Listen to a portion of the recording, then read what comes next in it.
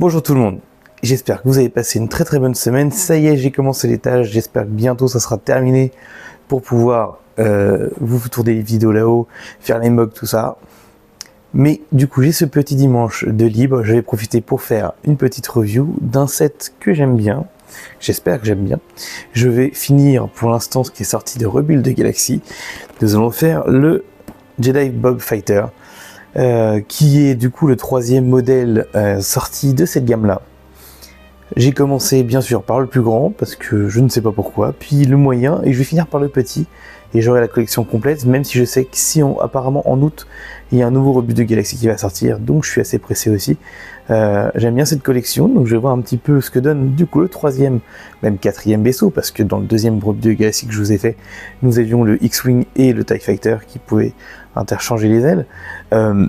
Du coup, je suis pressé de voir ce que donne celui-ci. Prenez un thé, un café ou que sais-je, et puis on se retrouve juste après le montage.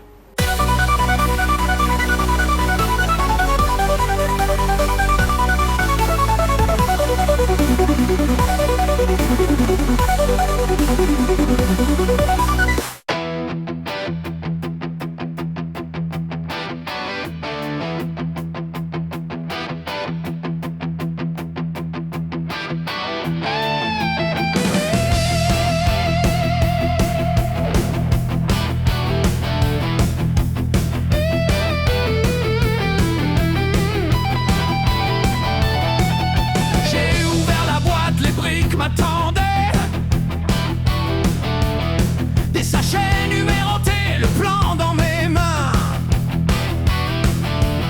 J'ai des bombes dans le cockpit prêts à décoller.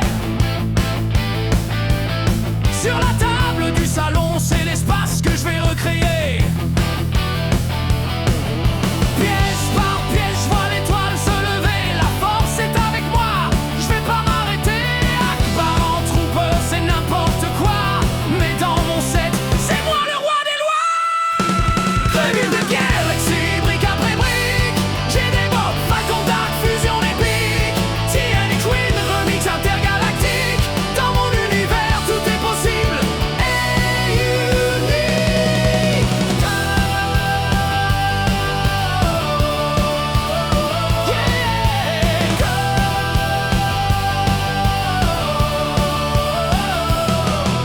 Dar Jar Jar fait le show dans la soute. Avec Darth Ray qui groove en écoute. Le faucon est noir, l'espace est à nous. Même l'Empire dirait c'est fou. C'est fou. Des instructions en PDF, je fais les bons gestes. 68 pages, mais je suis pas en reste. Chaque module s'imbrique, ça clique dans ma tête. La galaxie renaît sur ma planète. X-Wing, je les ai fusionnés. Deux vaisseaux en un, prêts à tout fracasser. Yes, là dans le cockpit, ça part. Sigribling mitraille depuis l'hangar. Les ailes se replient, les moteurs s'allument. Armachep galactique qui défie la coutume. Choc des icônes, duel dans le ciel. Lego, c'est la guerre, mais version rebelle. Rebuild the Galaxy, brique après brique. J'ai des bombes, Falcon Dark, fusion épique. TNX Wing, remise intergalactique. Dans mon univers, tout est possible et unique. Go! Game it back, yo!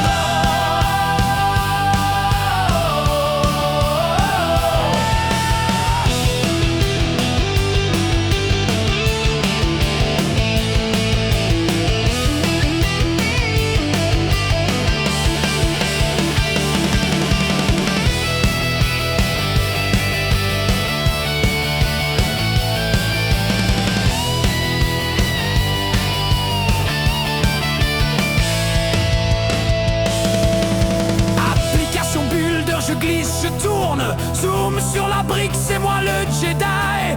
Même Darth Vader me laisse faire ici. Parce qu'avec mes briques, je fais que des folies.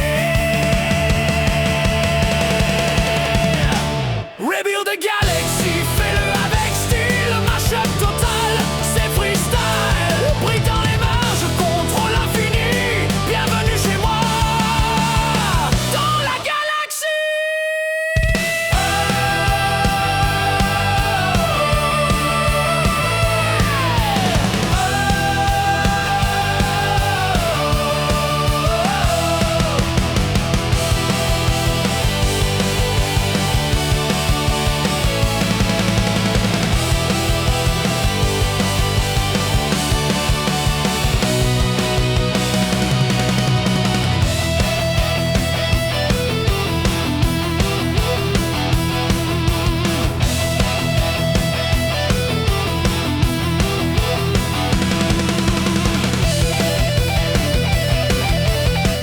Donc voici un petit peu toute cette collection Rebut de Galaxy que j'aime vraiment beaucoup, que ce soit au niveau des couleurs qui changent un peu, alors peut-être pas pour ces deux vaisseaux-là, à part quand on échange leurs ailes, on reste sur des choses assez standards, mais par contre le Faucon Millennium et le Jedi Starfighter qui ont des couleurs un petit peu changeantes, même si celles-ci on est un peu proche de ceux de l'original, mais ça lui donne une petite touche un petit peu différente et j'aime bien.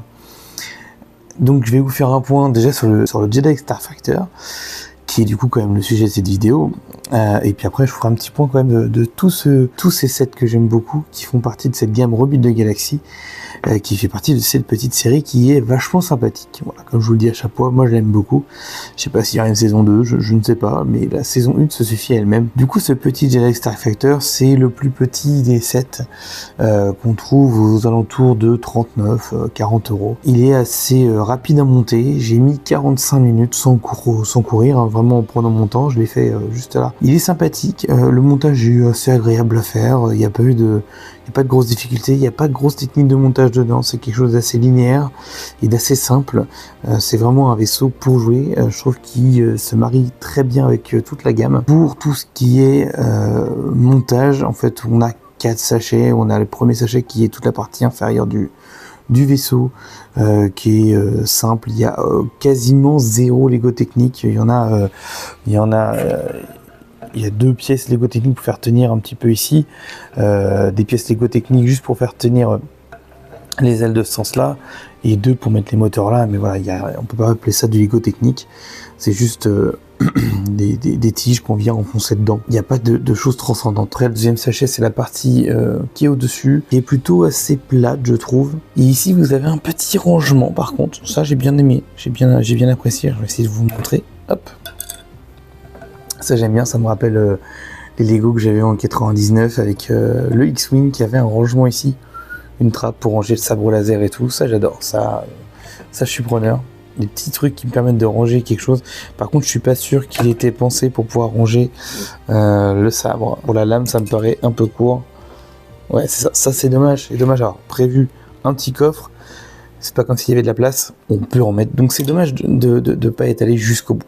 Voilà, de la chose, parce que ça c'est un truc que moi j'aime bien, pouvoir ranger un petit peu les objets qu'on nous minifie dans les vaisseaux à qui ils appartiennent.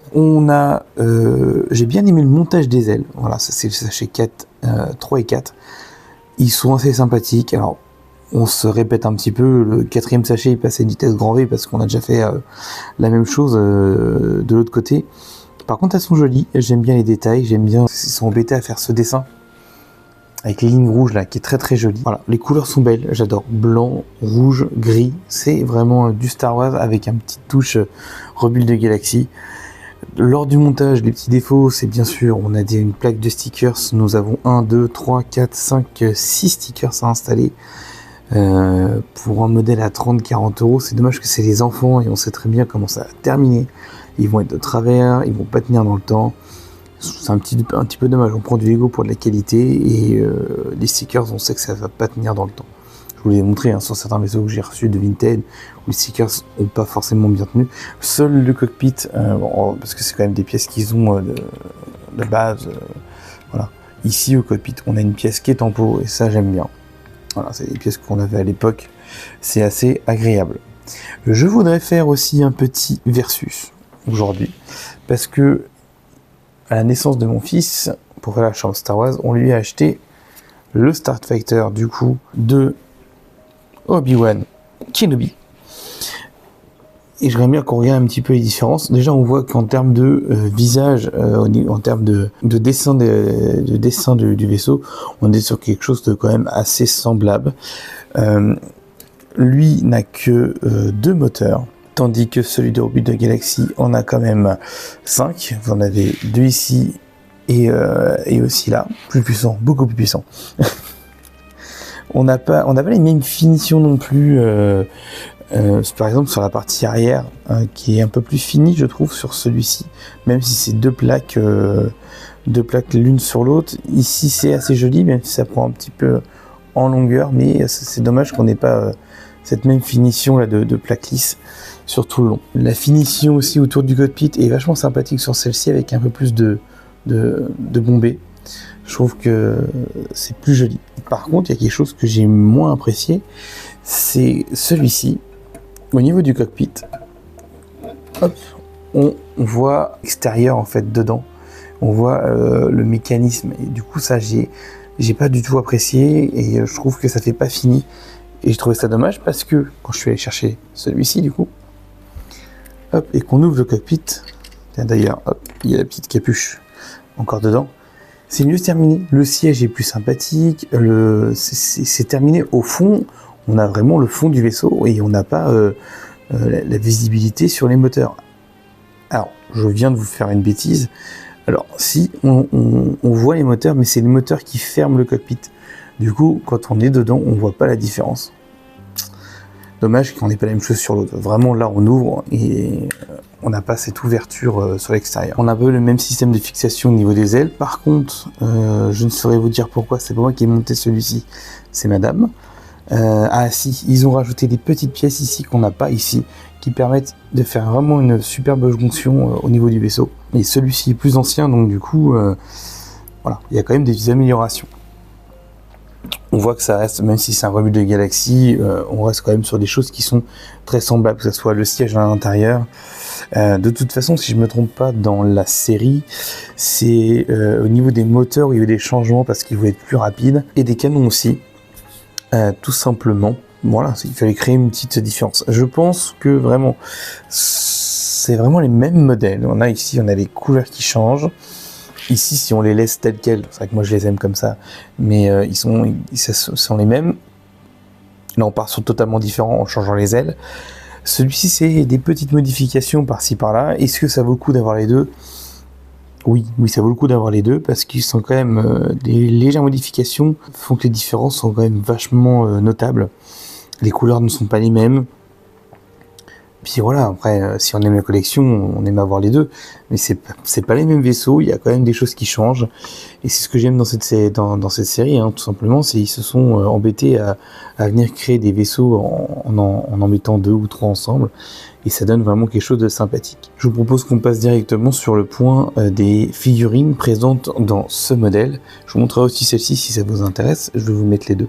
Hop. Donc dans ce modèle, nous avons un amiral Ackbar, mais qui est du côté de l'Empire. Il est assez joli, on a une tempo, hein, c'est vraiment la tempo des Stormtroopers qu'on a de base avec les gants noirs. Et ils ont foutu la tête de l'amiral Ackbar, rien de particulier, à part que du coup, ça fait d'elle une figurine exclusive quand on la récupère. Le petit Jedi de cette série, qui est le Jedi Bob. Le Jedi Bob, il est très très beau, j'aime bien les couleurs qu'il y a. On a des jambes marron sans tempo, mais bon, ça fait très bien le taf. La petite bure de Jedi qui est très belle en grise, avec une petite cape sympathique aussi dans ce qu'on a l'habitude, et une petite capuche aussi pareil en marron. Ce sont des pièces qu'ils ont utilisées, ce sont des pièces qu'ils ont réutilisées, qui existaient déjà, et ça fait très bien le taf. Ils ont trouvé de quoi marier l'ensemble pour avoir ce Jedi qu'on a dans la série, couleur de sabre verte.